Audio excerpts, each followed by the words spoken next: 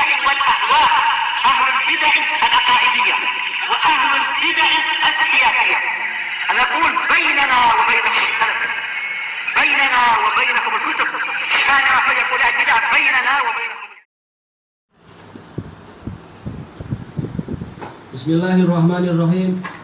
Masih kelanjutan dari pembahasan hadits Ubadah bin Samit radhiyallahu an setelah bukan Ubadah Samit, yaitu Abi Dzar radhiyallahu an, setelah menyebutkan tentang firman Allah Ta'ala, man ja'a bil hasanati falahu asyru amsalihha au azyad, barang siapa mendatangkan kebaikan maka dia dijamin akan mendapatkan 10 kebaikan yang semisal atau lebih.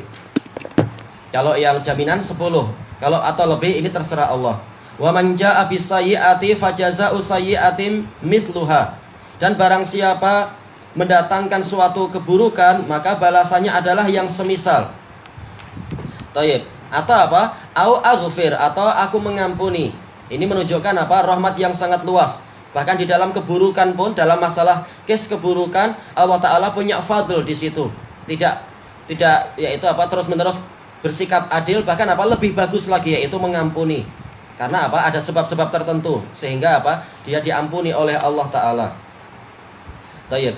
Dan diantaranya adalah seandainya orang-orang musyrikun yang sudah dapat dakwah dari Nabi, setiap kali mereka berbuat syirik atau berbuat maksiat atau bahkan melukai Nabi, langsung dapat siksaan, tidak diampuni oleh Allah.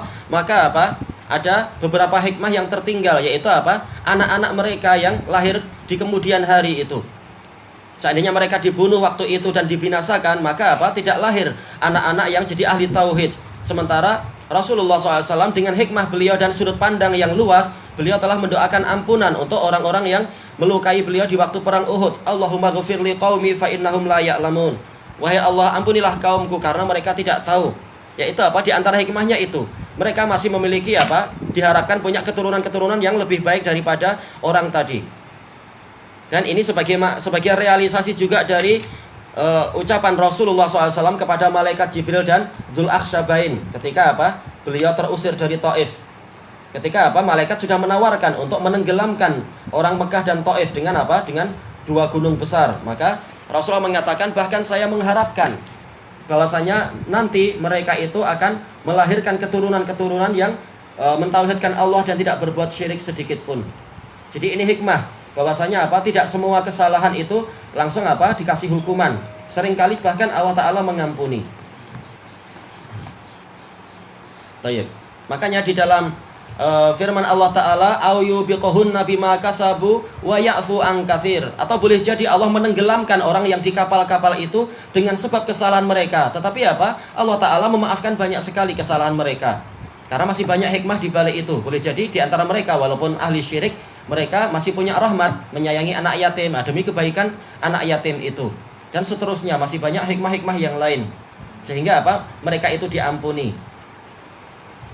Baik, kemudian kita masuk ke yang berikutnya, wa man taqarraba minni shibran taqarrabtu minhu dhira'a. Barang siapa mendekatkan diri kepadaku 1 jengkal, aku akan mendekati dirinya 1 hasta. Iya betul ya, 1 hasta. Ini menunjukkan bahwasanya balasan kebaikan itu lebih banyak lagi. Iya, kita berbuat sedikit ternyata balasannya adalah berlipat-lipat. Kita sekedar mewakafkan sepetak tanah kecil di dunia, ternyata kita dapat ganti yang sangat besar di surga nanti. Kita sekedar membangun masjid kecil di bumi ini, ternyata Allah mengganti dengan istana yang sangat besar di surga nanti. Demikian pula seterusnya. Betul-betul pembalasannya lebih banyak daripada apa yang telah kita lakukan. Makanya di sini pendekatan pun balasannya lebih. Kita sekedar mencari kedekatan kepada Allah dengan amal soleh 1 jengkal ibaratnya. Maka ternyata Allah mendekati kita lebih besar lagi, yaitu 1 hasta. Baik. Berarti semakin kita mendekati Allah walaupun dengan amalan yang sederhana, maka Allah akan semakin dekat kepada kita dengan kedekatan yang betul-betul sangat dekat. Walaupun kedekatannya bukan qurbuz zat, bukan kedekatan zat, tapi kedekatan yang sesuai dengan keagungan Allah. Baik. Demikian pula kalau wa man taqarraba minni dzira'an, barang siapa mendekatkan diri kepadaku 1 hasta, taqarrabtu minhu ba'an, aku akan mendekatkan diriku kepadanya 1 depa. Dan ini juga pembahasannya seperti tadi, menunjukkan apa? Bahwasanya balasan itu lebih bagus daripada amalan seorang hamba. Tayyib. Kemudian juga dari sudut pandang yang lain, ini Allah tidak mengatakan fulan atau sebagainya, tidak menyebutkan nama, tapi apa? Man. Dia adalah apa? Adalah isim syarat, menunjukkan apa? Umum. Sama saja dia laki-laki ataupun perempuan, dia itu tua ataupun muda, dia darah biru atau darah merah, apakah dia itu kulit hitam ataukah kulit putih, siapa saja mau mendekatkan diri kepada Allah, maka apa? Allah akan menerima ibadahnya tadi dan akan semakin dekat dengan dirinya, siapapun dia. Tidak peduli dia adalah apa? Kulit hitam, bahkan jadi muadzinnya Rasulullah dan semacam itu. Tidak peduli dia adalah kulit hitam, bahkan dia menjadi apa? Ibu susuannya Rasulullah, dan bahkan dia sangat disayang oleh Rasulullah, yaitu Ummu Aiman dan seterusnya. Kemudian apa? Yang berikutnya, waman atani yamshi ataituhu harwalah. Barang siapa mendekati diriku dengan berjalan kaki, maka aku akan mendekati dia dengan lari-lari kecil. Ini menunjukkan apa? Bahkan dari sisi apa? Waktunya, kita mendekatkan diri kepada Allah dengan waktu yang sangat lambat, ternyata Allah lebih dekat lagi, segera mendatangkan rezeki yang banyak, segera mendatangkan pertolongan, bantuan dan seterusnya. Karena kedekatan Allah bukan kedekatan zat, tetapi apa? Kedekatan bantuan, pertolongan, hidayah, bimbingan, hiburan dan seterusnya. Dan kata Ibnul Qayyim di dalam kitab beliau Madarijus Salikin, setelah menyebutkan kedekatan itu memiliki beberapa makna, kedekatan umum, kemudian kedekatan khusus, kemudian kedekatan yang sangat khusus, beliau mengatakan, dan setelah ini ibarah para makhluk tidak akan mampu untuk menceritakan lagi kedekatan itu. Dan kalian harus waspada, jangan sampai kalian keluar dari lafaz-lafaz Allah dan Rasulnya dan masuk kepada apa? Kepada akidah wahdatul wujud, menganggap Allah bersatu dengan makhluk.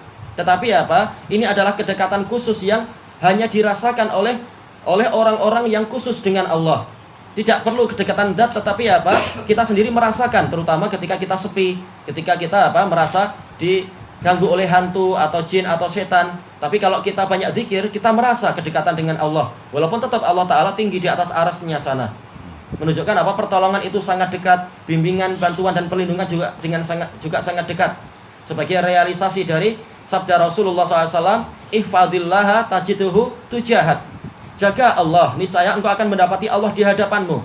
Tidak betul-betul zatnya di hadapan kita, turun untuk kita, tapi apa? Maksudnya adalah pertolongan itu sangat dekat.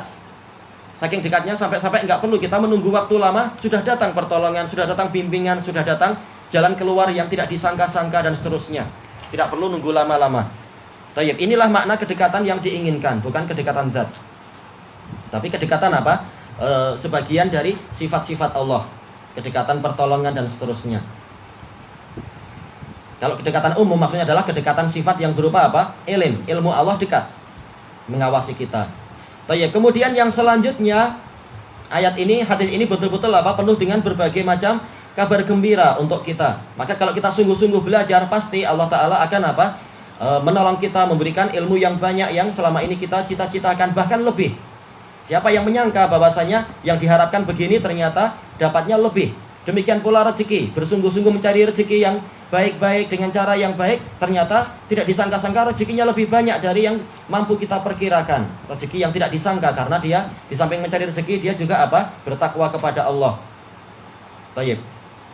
Kemudian yang berikutnya, waman laqiyani biqurabil ardi khati'ah.